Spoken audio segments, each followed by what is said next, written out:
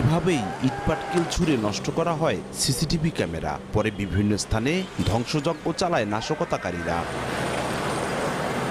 মাদারীপুরের গোলাবাড়ি এলাকায় জেলা প্রশাসকের কার্যালয়, প্রতিদিন হাজারো মানুষের যাতায়াত, সাধারণ মানুষের নিরাপত্তায় গুরুত্বপূর্ণ স্থানটির সড়কে বসানো অত্যাধুনিক সিসিটিভি ক্যামেরাটি গত 18 জুলাই নষ্ট করে দুর্বৃত্তরা।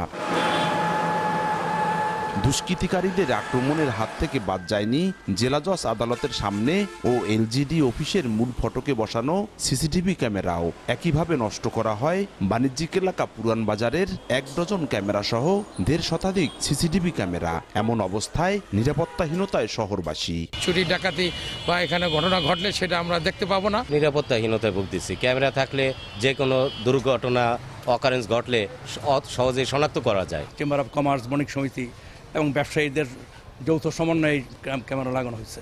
এটা আবার যাতে লাগানো হয়, সরকার যদি আমাদের ঠিক করে দেয় তাহলে আমাদের জন্য উপকার। নগদের কাছে সব গ্রাহকই প্রিয়, তাই তো সারা দেশে ক্যাশ আউট চার্জ সবচেয়ে কম।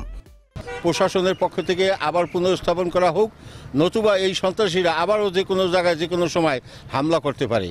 অপরাধীদের শিগগিরই চিহ্নিত করে আইনের আওতায় আনার আশ্বাস সিসিটিভি ক্যামেরা মনিটরিং প্রধানের।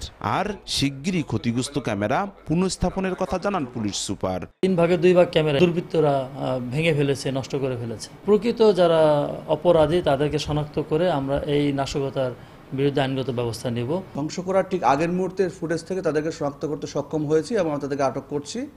আর আমরা আমাদের যে স্বাভাবিক প্রক্রিয়া, সেই প্রক্রিয়া আমরা মেরামত কার্যক্রম শুরু করেছি। হয়তো খুব দ্রুতই সকল ক্যামেরা সচল হয়ে যাবে। 70 লাখ টাকা ব্যয়ে 260টি অত্যাধুনিক সিসিটিভি ক্যামেরা বসানো হয়েছিল মাদারীপুরের 10 কিলোমিটার এলাকা জুড়ে। সঞ্জয় কর্মকার, অভিজিৎ, সময় সংবাদ, মাদারীপুর।